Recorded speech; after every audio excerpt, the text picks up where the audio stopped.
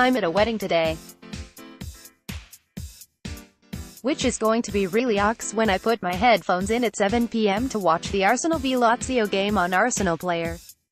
Oh well, people will organize life-changing events when the last pre-season friendly is on. Tonight will be fascinating, I think. It'll be intriguing because it's the last game before we play City next weekend, and I reckon we'll pretty much see Emery's hand shown with his selection for the first game. He'd be mad not to. It's his last chance, so mass substitutions are just going to mean that certain players don't get the 90 minutes that their body needs for that final bit of conditioning ahead of the kickoff. So I'm really up for this game this evening. It's also going to be good to see Lichtsteiner and Torreira in the side and see how they perform.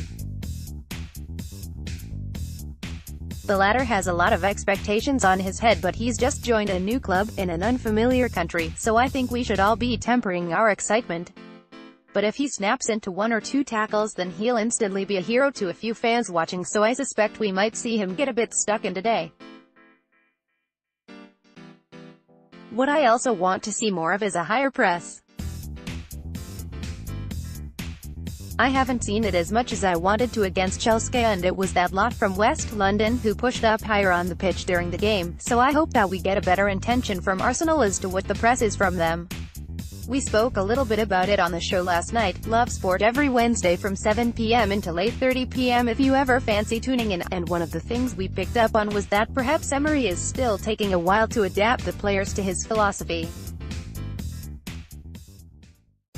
If you think about it, Chelsea changed their coach every couple of seasons, so the players are more used to adapting styles, whereas the Arsenal players will have been at the club for years with the same man in charge.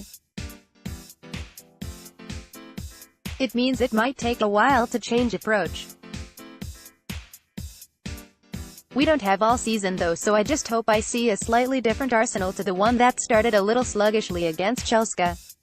As for Lazio, well, I know nothing about them and quite frankly couldn't care about how they play, because this is ultimately a friendly, and what we're all looking at is signs that we can actually do something special this season. Away from the actual game itself, we had the classic Arsenal situation of another injury to curtail our start to the season. For old Sead it was confirmed yesterday that he'll be out for 8 to 10 weeks, and at a time when he was looking like Emery might give him the chance to display Monreal, we find ourselves a man light in defense, which will mean Nacho starts the season. You have to feel sorry for the big Bosnian, but we have a good left-back who was probably going to start anyway, plus the fact that Maitland-Niles got minutes in that position last season at least means we have cover.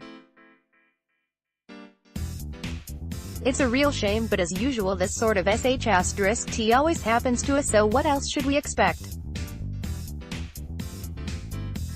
Ramsey is also out, but that sounds like a short-term thing.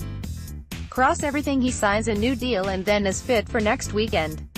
And finally, to Alex Iwobi, who signed a new deal yesterday.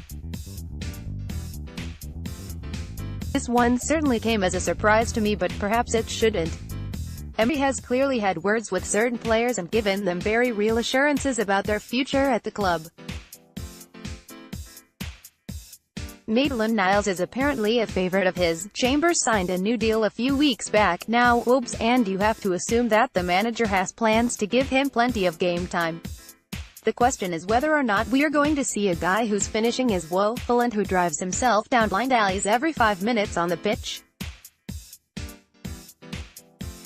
Iwobi stagnated last season and was certainly a frustrating player for us all to watch. He's getting to an age where you can't really call it raw anymore, and the cynic in me wonders if he's been given this deal to maintain some sort of market value for next summer if he doesn't hit it off. That would certainly make sense to me. So it's really just up to him, as well as the likes of Hector Bellerin, that last season was just the funk of a dying empire that stunted their development. This season they have no such excuse, and so let's just wish them well and hope we see the best of them in the months and years to come.